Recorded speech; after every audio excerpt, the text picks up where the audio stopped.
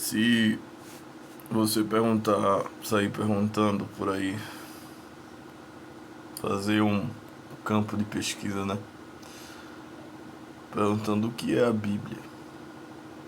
E comumente a resposta que vai ser ouvida será: é o livro sagrado dos cristãos, ou judeus, ou muçulmanos, entre aspas, relativamente, mas é o livro sagrado dos cristãos. Mas o que é a Bíblia? Então, em tese essa resposta está certa. Em tese não. É uma das respostas certas. É o livro sagrado dos cristãos. Mas o que é a Bíblia? Como ela foi feita? Como é formada? O que a compõe e tal?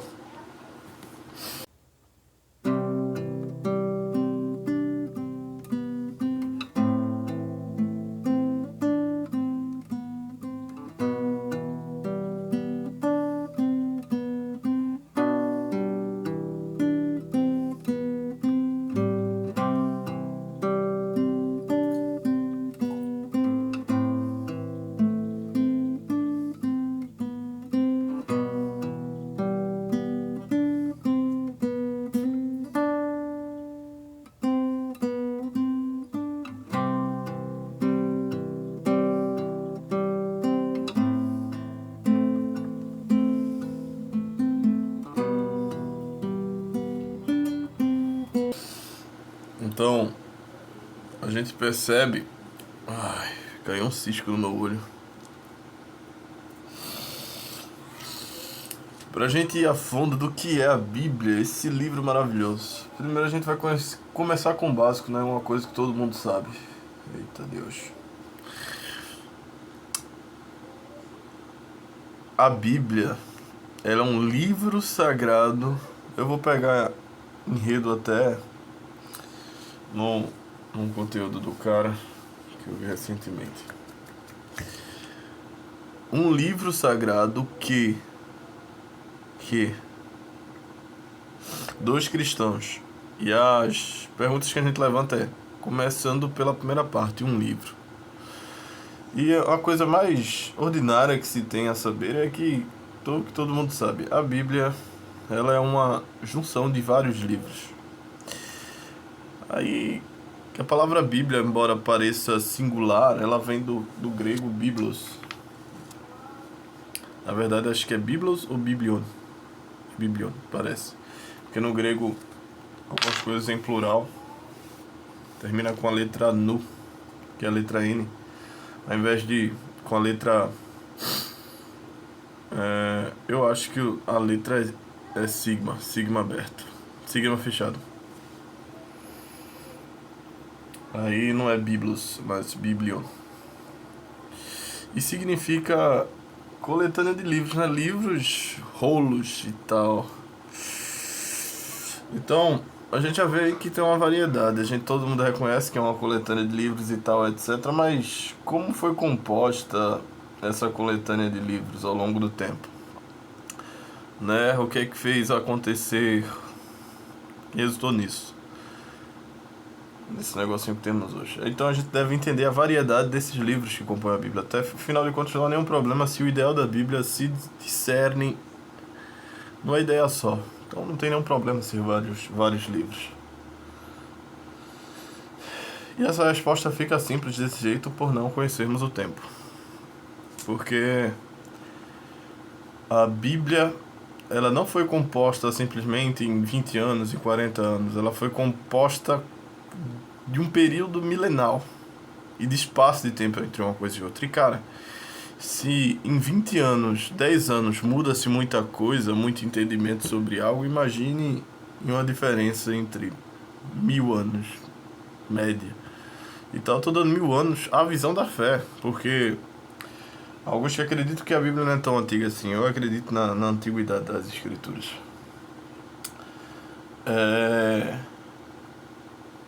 E a gente vê que haverá risco de diferentes composições, não somente de obra, tipo, essa obra é um cântico, essa obra é uma poesia, essa obra é um livro sapiencial, essa obra é profecia, essa obra é um livro histórico. Não simplesmente o enredo do livro, mas a substância ideológica tem diferenças nesse aspecto, né?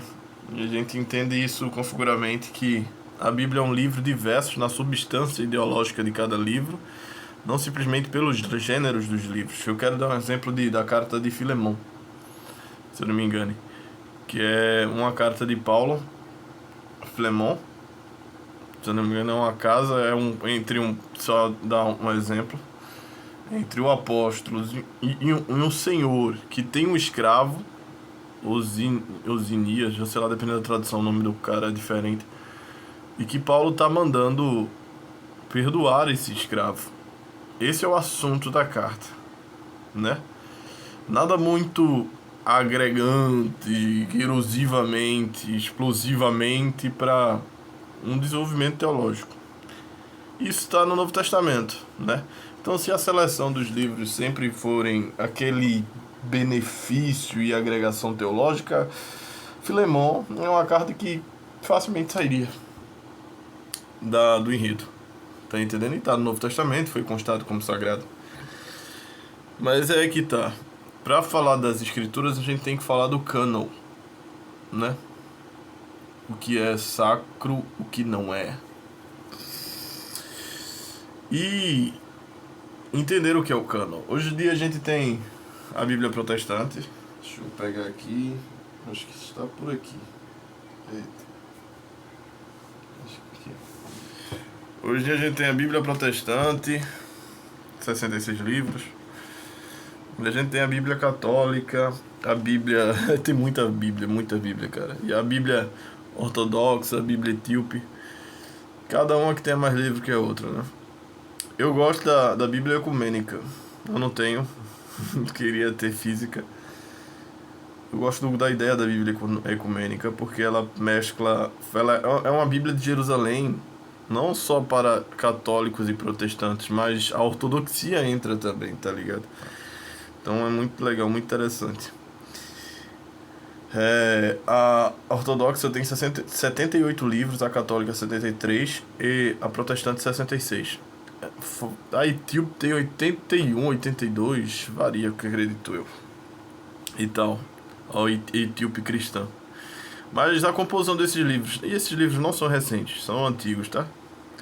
E parte deles fizeram realmente parte da tradição cristã em algum momento. Então, de antiguidade, eles têm certa seriedade. Não pense que é só jogar no lixo e dizer que é profano. Eles têm valores históricos e tal. Mas o que eu fico pensando e meditando é a composição das escrituras, suas diversidades, seus públicos, suas composições. Como foi formado? Esse livro é altamente complexo, chamado livro as escrituras, que a gente chama intitulamente de escrituras. Mas essas escrituras, como eram antigamente? Hoje a gente chama livro, né? E livro, a Bíblia é um livro. Primeira ideia de livro. Isso aqui. Esse aqui é uma Bíblia de Jerusalém. Ó. A gente chama isso aqui de livro. E é livro. Mas o livro não precisa ser isso.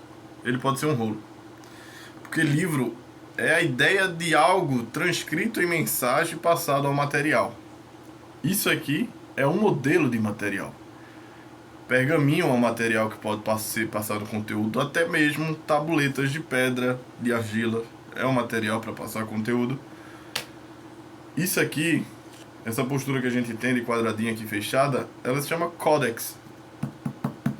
E isso aqui só foi inventado, cara, muitos anos a posteriori de Jesus e do cristianismo ser surgido. A gente tem essa forma mais portátil hoje, mas Jesus não chegou a segurar um livro desse. Quando a gente fala de cânon, quando a gente fala de Bíblia para os tempos do Novo Testamento e do Antigo, quando a gente fala disso, pensando no mundo antigo, a gente tem que projetar não um livro códex com todo o conteúdo ali dentro. A gente tem que imaginar uma sala cheia de rolo. Pedro, mas quando juntava todos os pergaminhos, aí era muito difícil, né? A gente tem, por exemplo, aquele pergaminho lá com o rolo da Torá aí, se eu não me engano tem um acréscimo de alguns profetas que os judeus carregam. Mas aquilo ali é para uma coisa mais litúrgica, mais cerimonialista, etc, etc. Porque com franticidade, um pergaminho só já era trabalhoso de achar as passagens, porque você tinha que ficar rolando para um lado, por outro, e demorava um pouco esse movimento. Dificilmente se uniria todos os livros, nem no mínimo, mano, do Antigo Testamento, nem isso. Por isso que os livros eram separados por rolos. Rolo de Isaías, rolo de Jeremias, rolo sei lá, das crônicas e tal. Eram separados assim para ficar mais fácil pro leitor. Eles traziam e liam e assim eram as escrituras. Os copistas copiavam esses rolos e tal. Pouco tempo depois, pouco não, algum tanto tempo depois, muito depois, cara, o Codex é inventado para ficar mais prático as coisas, né? Para documentações e portabilidade do assunto. E então a gente fala de rolos de forma geral, né? Essa divisão de capítulos e versículos não existiam também. Então, necessariamente, quando você fosse citar um livro, você teria que ter a responsabilidade de saber todo o contexto, né? Por isso havia debates e mais debates dentro da tradição rabínica sobre o que representava tal coisa, né? E você deveria levar em consideração todo o contexto. Forçava você a fazer isso, né? A leitura era altamente corrida, né? Sem muitas pausas, assim, eu vou ler até de 1 ao 2. E muitas vezes a gente faz isso e a gente fracassa com o contexto das escrituras, porque a gente tem essa parada, achar que Paulo botou capítulo 1 realmente quando escreveu a carta, já primeiro que carta não tem essa ideia de capítulo, né? Não tem condição de ser. Separa-se por assunto e parágrafo. E às vezes o capítulo ele divide o assunto. O assunto continua e prossegue em outros tantos capítulos anteriores ou posteriores. E a gente às vezes fatia, divide o assunto substancialmente, depois muda. E acha que uma coisa às vezes não tem nada a ver com a outra. E assim vai criando-se modelos teológicos por divisas, separações e fatiações das ideias, ao invés de tratá-las como inteiras. Antigamente tinha esse negócio de rolo. Agora, o cânon, qual era o cânon, cara? O cânon que a gente tem hoje, possivelmente, é o rabínico, né? Nos tempos de Jesus, o cânon não era uma coisa muito bem resolvida ainda. Tava em discussão. Isso é um dilema muito bom e eu gosto de falar nesse dilema. Porque eu sou uma pessoa que crê nas escrituras e que ela é o livro que, de fato, guia-nos. Mas eu vejo 100% do seu lado histórico, né? Então, no tempo de Jesus, o cânon não estava tão bem estabelecido assim. A comunidade judaica não tinha tanto um amém para o cânon. Esse é o que tá. Eu quero dar o exemplo de, por exemplo, fariseus, saduceus e essênios. Eu vou pegar o essênio aqui e vai ficar entre aspas. Desculpa o barulho da mensagem de celular um pouco tanto quanto mal educado. Ele deveria ter um sistema de reconhecer que quando tá gravando, privacidade, ele botava pelo menos para vibrar ou algo do tipo. Mas enfim, falando do cânon, nos tempos judaicos do tempo de Jesus, o cânon ainda não estava bem resolvido. A gente tem alguns documentos hoje que eles parecem ser sérios ao judaísmo do primeiro século, ao cristianismo do primeiro século, mas que ele é bem recente, ao mesmo período do cristianismo do primeiro século. Eles necessariamente não são nem tão antigos assim. Então, pra se ter ideia de quão aberto estava essa parada do cânon. E o cânon, esse conceito de cânon, é bom também dizer, não é o mesmo conceito que o que a gente tem hoje, não é o mesmo conceito que o antigo, né? Foi ter que ser estabelecido a posteriori da igreja, dentro do judaísmo, não, talvez no serviço mesmo de ideologia de cânon que a gente tem, que a gente serve hoje para julgar santo e profano e tal.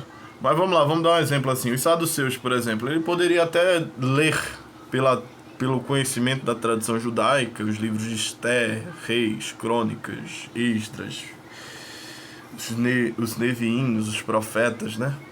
Mas eles levavam a sério e só como sacro de autoridade sacra ou autoridade suficiente para a regência da vida dos praticantes da prática religiosa judaica, os livros de Moisés. Ou eles não tinham os outros como sérios, mas ainda liam, ou eles nem tinham os outros, levavam os outros a sério, os saduceus, e só ficava com esse livro de Moisés, 5 livros de Moisés.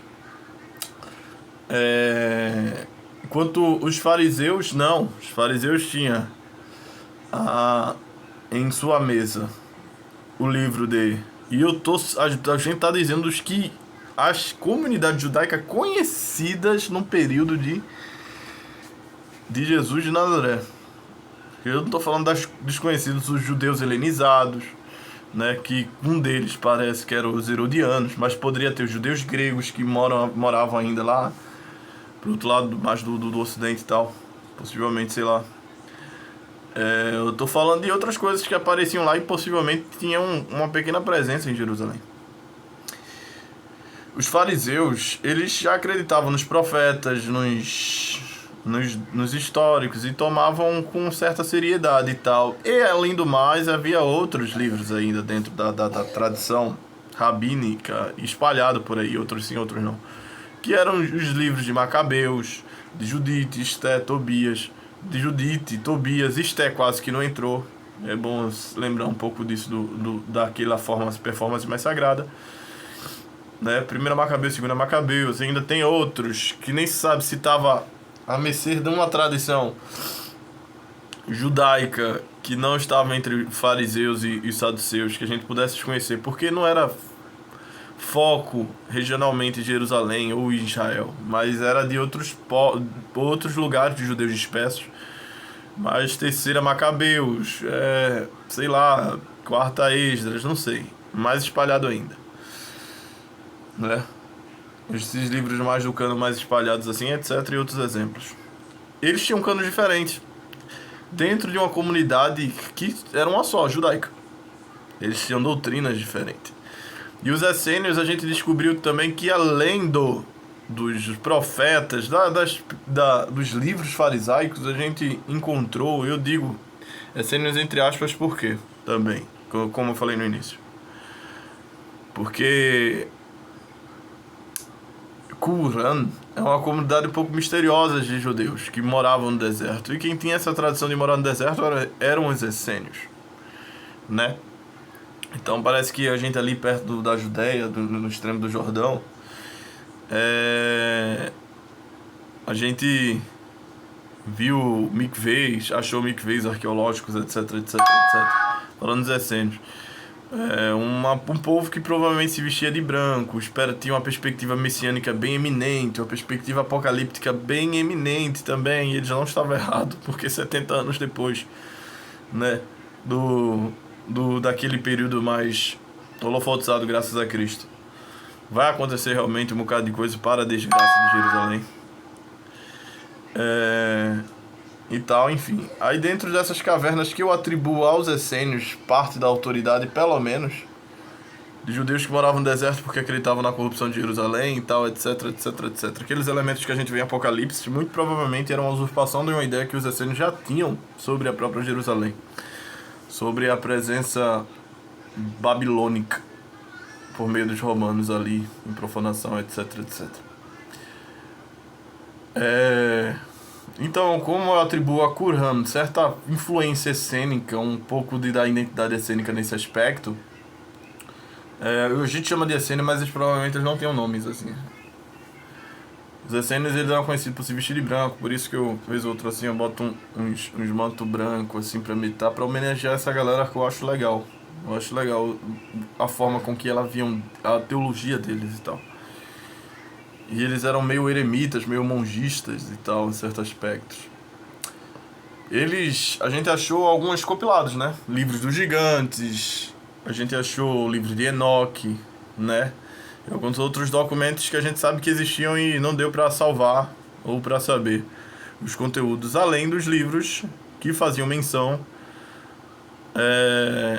e sinalizavam os livros já farisaicos. Os livros, quando eu falo farisaico, não é porque eram dos fariseus, não, é porque os fariseus consideravam, eles antecediam, claro, o farisaísmo. Então a gente vê que o cano é diferente, porque eles tinham o livro de Enoque, e os fariseus talvez tinham conhecimento do livro de Enoque, mas não tinham como sagrado. E a gente vê que os saduceus não tinham como sagrado as coisas que os fariseus tinham como sagrado.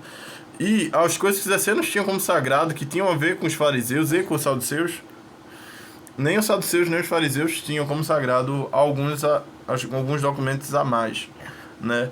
pressupõe-se até que possivelmente a tradução dos livros, assim, por muito parecer com a perspectiva cristã, mas a tradução dos livros, a tradição dos livros essênicos, essênicos entre aspas, né?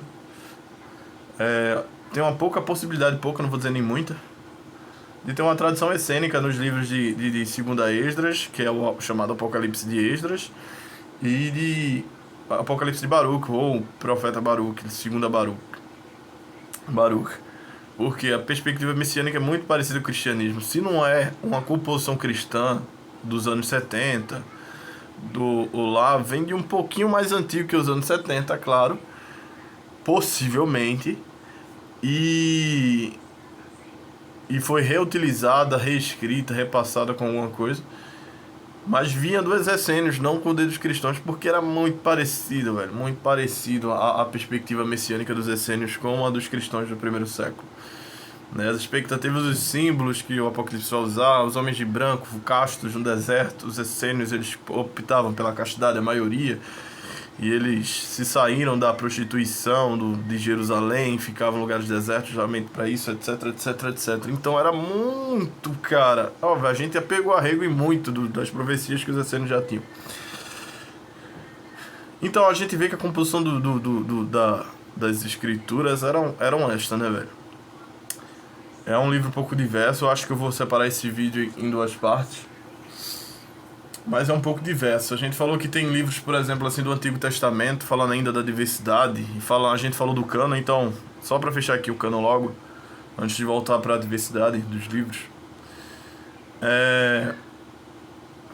e da composição dos livros, a gente vê que o cânon era uma coisa já relativa. E vai ser um problema também dos cristãos, já que o avulso entrou no outro, né? E tal. A gente vê que, por exemplo, na patrística, tem gente que defende certos livros que não se tem composições, tanto para o Novo Testamento quanto para o Antigo Testamento. Por exemplo, a patrística defende o livro de Enoque, porque falava de Jesus abertamente. Os judeus não queriam saber dele. Judeus, obviamente, falando do rabinato, que é onde o nosso cânon do Antigo Testamento hoje se apoia. A gente gosta do cânon dos caras que não... Tecnicamente, os opositores de Jesus, a gente pega os canos do cara. Por isso que deve ser que os caras ficam com tanta raiva da gente. Se a gente pegasse um cano mais essênico, também se a gente tivesse conhecimento. Porque em algum período da igreja, o Antigo e o Novo Testamento foi separado, de certa forma. Depois tiveram a ideia de unir, tá ligado? Um elemento com o outro. A gente pegou o apoio no rabinato, claro. No farisaico. E... A gente vê que a patrística defendia livros de Enoque, alguns livros, citações e nuances sublimes a outros livros que não se tinha na igreja primitiva. Então, hoje a gente fala com orgulho só das escrituras, e eu falo o quê? Qual? Qual? É o quê? Que solas? Solas o quê? Que escrituras? Me diga qual a intenção quando você fala isso. 66 livros. Cara, realmente é o bastante 66 livros, de verdade. Mas o esforço deve ser... pra caramba pra você conhecer ainda mais. Antigamente eu não acreditava na importância da tradição. Quando eu falo tradição, aí você pode perguntar de que tradição? A tradição geral do cristianismo, né? Aqui vai do primeiro século. Aqui antecede um pouquinho até o primeiro século. Mas como assim, cara? Cristianismo antes do cristianismo. Como já falei, as coisas que iluminavam os essênios predispondo e tal. Mas geralmente quem se diz isso sobre os 5 solas, que é um modelo mais luterano, reformistas e tal, nem tudo que é luterano presta. Nesse aspecto, principalmente o antissemitismo, mas a gente não fala disso, né? Não é sobre esses assuntos.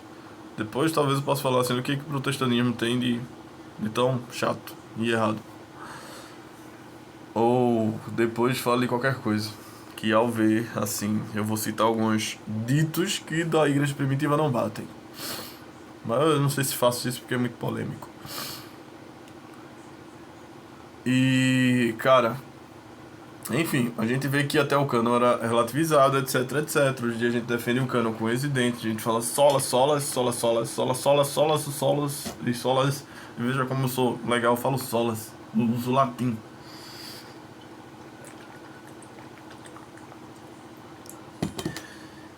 E nem sabe o que você está fazendo. Agora a gente vai falar sobre... A gente já falou que os que os cânons ele tem suas variações, né? E possivelmente o cânon fluente no cristianismo não era o primitivo. Não era o cânon judaico-rabínico que a gente tem hoje. Quase certeza, velho. Porque primeiro pela influência do livro de Enoque citada nas segundas epístolas, tanto de Pedro como de Paulo, e na epístola de Judas, e algumas nuances assim com relação aos outros escritos, né? As outras epístolas judinas, etc, etc. E tem citações de que ela só fala, não, só tem aquela passagem de Judas. Não tem a passagem de Judas, tem coisas de Cristo que ficam um pouco mais lucidadas só com a tradição dos livros de Enoque, com um lançar de luz, por exemplo, sobre os estudos dos documentos essênicos. Por exemplo, o termo de bem-aventurado, cara, é usado nos documentos de Qumran. A gente acha nos cânticos da comunidade, o Kiriat, é o nome do livro assim, muito termo como bem-aventurados e nuances como pobres de espíritos, misericordiosos, etc, etc, que eram alicerces fundamentais da doutrina de Jesus. Os essênios já utilizavam. E a cosmovisão era muito parecida. Muito.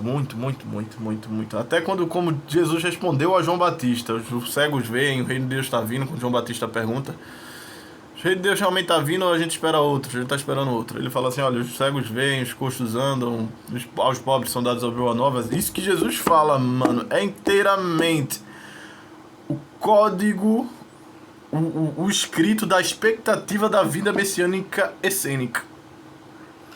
Você não vê em outro canto. Não vê em outro canto, cara. O que João falava assim, a voz que clama no deserto situada a João, era o que recaía sobre os próprios essênios quando se diziam sobre isso. Então tem uma influência no mínimo, é inegável, mas no mínimo, eu tô ligado que quando a nossa religião é importante, a gente quer de fato autonomia. Quer dizer que ela foi sagrada e não tem outra igual. Ela caiu do céu e tal. Mas, por ser histórica, se ela é verdadeira, ela é histórica, ela faz parte do espaço e tempo. Se ela faz parte do espaço e tempo, muita coisa sucedeu, né? Olha, de novo, eu vou ter que resolver esse negócio. Então, quando a gente percebe essa relatividade do cano, essa complexidade das escrituras, a gente tem até mais humildade e uma leitura mais sábia com relação a ela, né? Eu quero dar um exemplo assim, você diz assim, por exemplo, no conteúdo dessa variedade de livros que compõem as escrituras, que pode ser relativizado pelo cano dependendo de comunidade judaica ou cristã.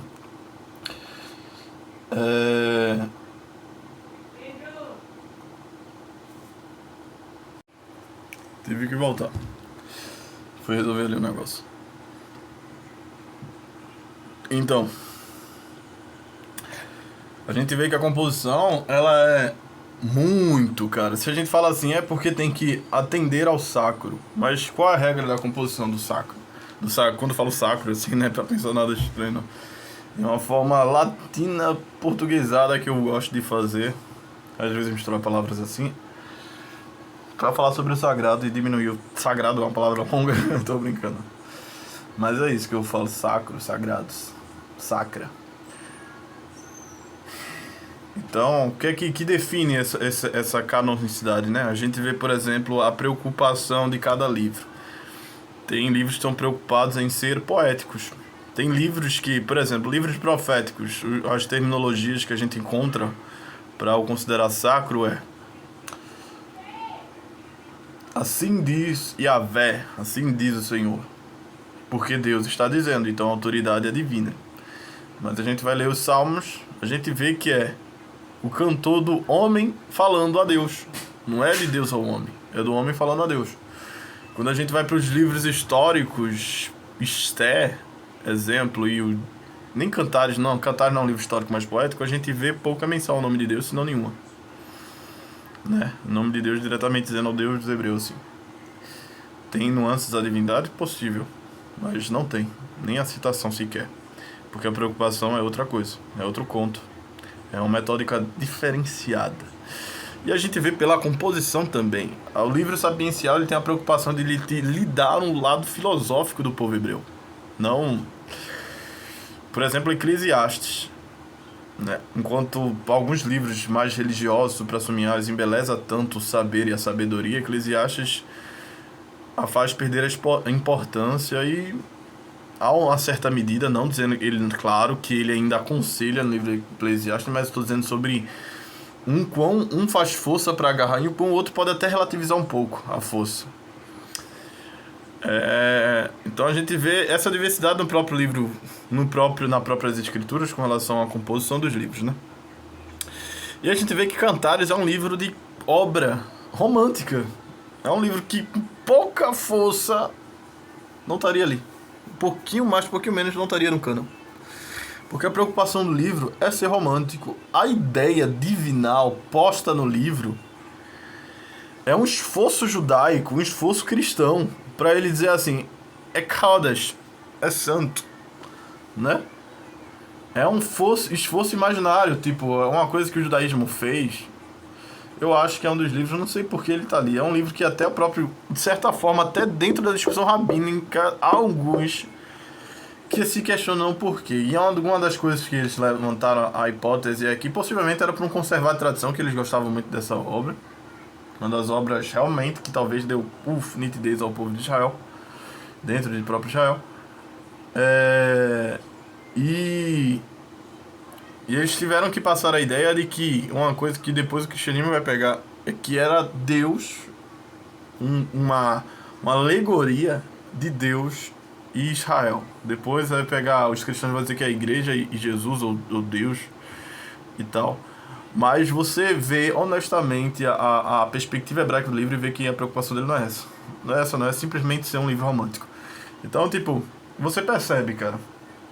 E a gente vê que dentro da tradição, por mais que não seja um cano, por mais que a gente fale cano em respeito, que nem a gente falou dos fariseus, saduceus e essênios, como básico e tal, e algumas relatividades do lado cristão, né, que é o protestantismo, o catolicismo, a ortodoxia e a igreja da Etíope. A gente percebe que esses valores são realmente diferenciados, eles são distintos, as composições dos livros e tal, mas a gente não está contando com, por exemplo, dentro da tradição judaica, às vezes não precisava ser do cânon para eles continuarem lendo. Por quê? Aí eu vou dizer, é uma coisa que vai requerer maturidade agora dessa galera que tem medo de ler apócrifo. Primeiro, não lê apócrifo porque tem medo, porque literalmente... Velho, porque se você tem certeza que sua fé é certa e você está bem estudado, você não tem nenhum problema em ler o oposto. Você só deixa de ler porque você tem medo e porque você acha que vai degredir na sua fé. Então é irresponsabilidade da sua fé. Você que é fraco. Não é culpa do livro. Ah, ele é profano. Meu irmão, pelo amor de Deus. Tu lê livro secular, tu lê... Ah, meu Deus do céu. Tá entendendo? Tu lê ideia secular o tempo todo se tu vai pra uma faculdade. Tu lê sobre as substâncias que são fruto de ateísmo, vamos dizer assim. Tá entendendo? Então, que desculpinha esfarrapada. É realmente porque você tem medo de qualquer coisa e abala sua fé. Diga assim, eu sou covardezinho. E eu não tenho fé o suficiente. Ou eu sou preguiçoso, no mínimo, assim. Tenho uma fé da bexiga, mas não consigo ler. Mas diga que você não quer. Porque, tipo, alguns documentos de apócrifos, eles são de cunhos, assim, importantes. Porque eu vou dizer uma parada. Antigamente não se tinha televisão pra fazer novela. Pra ter essa transmissão de passar um pro outro. Antigamente não tinha tela para fazer filme, não tinha internet para propagação de ideia e tal. Como é que eles propagavam, fixavam a ideia e divulgavam a obra? Tudo que eles tinham eram papiro e tinta. E às vezes, cara, para ser efetivo o documento, ou ele cumprir com o seu propósito, ele não precisava estar dentro do cânon. Imagina um documento de casamento, por exemplo. Tem que estar no cânon aqui, ó. Não tem que estar no cânon, mas ele tem sua importância externa. Um documento que tem a ver com obras, tipo o livro de Jó. O livro de Jó, ele parece um livro de Atos, como se fosse uma peça. Pouco se sabe se Jó realmente foi verdadeiro. Pode ser que Jó realmente foi um cara que existiu e fizeram uma obra baseada na sua história como aqueles filmes que a gente faz em bases reais. Porque isso acontecia antigamente, baseado em fatos reais. Porque isso acontecia antigamente. E hoje acontece só que na transmissão em filme tá mais tecnologia. Então Jó poderia ter existido e um personagem justo tão quanto. E você vê lá que é dividido em atos. Até os nomes dos amigos de Jó deduz-se quais são os papéis que eles vão cumprir. Algumas vezes em alguns atos e tal. Né? E as divisões de fala, as situações, a boa distribuição idealística, é muito obrejado. É tanto que, se você reparar em algumas divisas da Bíblia, você vê Jó entre os livros poéticos e históricos por causa dessa aparente indecisão. Se ele é poesia, quando fala poético, não é porque ele vai ter rimas e cantos que nem os salmos, mas quer dizer que ele é um livro de obra, de uma literalidade, de uma literatura para meditação e tal, etc e pá, que tem essas nuances. Se você reparar, Jó às vezes se encontra entre um e outro. Livro de Jó, por exemplo, é um livro de obra. Poderiam ser também Tobias, o apócrifo, a mesma coisa. Então, necessariamente não precisava ser verdadeiros os eventos. Eles precisavam ter ideias verdadeiras em eventos não verdadeiros. E antigamente eles faziam isso, eles não tinham novelas pra... Hoje em dia a gente assiste um filme que é, esse filme aqui é pra fortificar a tua fé. Aí ele vai mexer coisas da Bíblia que são verdades, mas ele é uma mentira. E ele poderá até agregar à sua compreensão. Então antigamente tinha isso, antigamente não precisava, eles liam com a maturidade de saber que não fazia parte do cânon, mas poderia acrescentar ao cânon ou à tradição que o cânon existe, porque eles eram baseados no cânon, tá ligado? Ou numa perspectiva cujo qual o religioso já tinha adotado de dimensão. Aí hoje em dia a gente quer jogar os apócrifos pra cima, a gente precisa de nada, a gente criou uma religião nova, acabou, realmente deu no que deu, no que a gente tem hoje, né? Então, é por isso que eu falo, tem certa realmente inteligência em se abster dos apócrifos? Tem certa burrice? Também tem, tá ligado? É muita parte aqui, ó, isso aqui são livros apócrifos. Ó, é grossinho, né? São 3 livros de coletâneos apócrifos aqui. A destinação desses livros são horríveis, alguns, mas dá pra aproveitar. Esses livros, partes, têm a influência gnóstica e tal, mas nada que você, com responsabilidade, conhecimento que a Bíblia já traz, dos basálticos pelo menos, que eu digo que é os 66, falo basáltico, que é o cânon protestante, que já que tem que ser o sacro do sacro e nada tem a ver com isso, tudo jogado fora. É por isso que o cânon da Igreja Católica adicionou 7. Porque eles viam essas obras circulando pelo cristianismo, já foram citadas realmente por alguns pais da igreja. E eles falaram, não, por que não? Bota aqui. Vão ser chamados de deuterocanônicos. Eles que são posterior ao cânon, mas que eram bom para a conservação de fé, lição de moral, acrescentava como obra artística. E a arte é uma expressão de Deus, né? Mas tal, então por que não tem livros anteriores desse mesmo cunho artístico? Tem, Cânticos é um livro artístico. Provérbios, possivelmente, é um livro preocupado de um lado mais... O nome do livro é Provérbio, mano. Bordões significa literalmente, tá ligado? Então não é pra ser um alicerce doutrinado teológico, simplesmente a gente formou assim depois, mas o primeiro realmente, quando o escritor fez e o passou a oficializar, com fixação da tradição, a ideia era ser um livro de conselhos. Tipo o livro de análise que tem lá, de sabedoria, e também o de Eclesiastes. O livro de Jó. O de Ruth, que alguns também pensam na possibilidade de ser. Tá entendendo? Pode ser histórico? Pode, velho. Mas tem nuances ali que vira... Você vê assim, por exemplo, Ruth... O sinônimo do nome de Ruth é amizade. Mas Ruth, porque ela é amiga. Então os personagens, às vezes, eles cumprem papéis bem elaborados, que é um típico crônico antigo. Crônico legendário antigo, vamos dizer assim. E tal.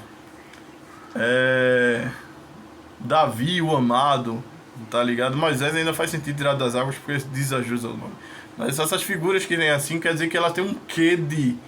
Olha, um quê de tratado. A gente vai trabalhar isso dessa virtude desse personagem. Esse personagem pode realmente ser histórico, sim, de fato. E a história dele é verdadeira. Mas está dizendo que a influência da tratação da história que será contada dele terá a ver com tal. Então, a gente vê as obras já no Antigo Testamento que a gente aceita muito bem. Tá ligado? Aos posteriores da data e tal. Na segunda parte, é a primeira parte do livro. Então a gente vê que a Bíblia e as Escrituras ela é altamente complexa. Complexa. E simplificar isso é não muito inteligente, né? E o terminho de solas é degradante. Eu também não gosto das composições assim, tal, etc, de certas traduções do do catolicismo, da ortodoxia, etc. E pá, eu já citei muito vergonhosamente, meu Deus me perdoe de falar solas. Mas é um desconhecimento do caramba, literalmente. Você falar 5 solas e os cristãos primitivos iam falar o quê? O que é isso? Tá ligado? É isso que o cristão ia falar assim, porque é um anacronismo tremendo com as ideias, né? Algumas respaldas você ia dizer assim, porque o livro de Enoque diz isso. Aí uns cristãos iam dizer, o que é aquele livro de Enoque? E outros iam dizer assim, sim, o livro de Enoque, é verdade, ele realmente fala isso. Tô dando só um exemplo do livro de Enoque, mas cunhos teológicos também antecedem o próprio cristianismo, que o cristianismo pegou, ou reaproveitou. E é isso, a religião da gente, que a gente crê em Cristo, da gente que crê em Cristo, é mais rica do que a gente pensa, ela antecede a própria existência, né? Uns dizem assim, não, eu creio no cristianismo desde antes da fundação do mundo. Quando se trata da história, vê que é um pouco antes, um pouco depois. Ai, tô com medo, já não creio, pode abalar minha fé. Sair de bola. Tá ligado? Então, se resolva. E tal. Eu creio realmente que isso tudo, além de, porque você tá falando de uma forma alegórica, mais acadêmica, em alguns pontos, etc. e pá, você descreve no livro, eu não descrevo no livro. Eu não descrevo nos livros, eu creio nos livros genuinamente. Eu creio na intenção do escritor. Assim como eu creio na intenção do criador do universo. E que ele esperou, mesmo que os livros foram escritos nessas composições e desses jeitos, ainda assim o escritor e os elaboradores da obra. Tá entendendo? Só se chama humildade de visão. Sobre lançar luz sobre a situação. Mas é isso. Eu poderia falar assim, das posterioridades dos livros compostos antes do exílio babilônico, dos posteriores ao exílio babilônico, da influência grega, da influência persa, da influência zoroastra, etc, etc. Mas a gente fica por aqui. Fiquem na paz. E bye.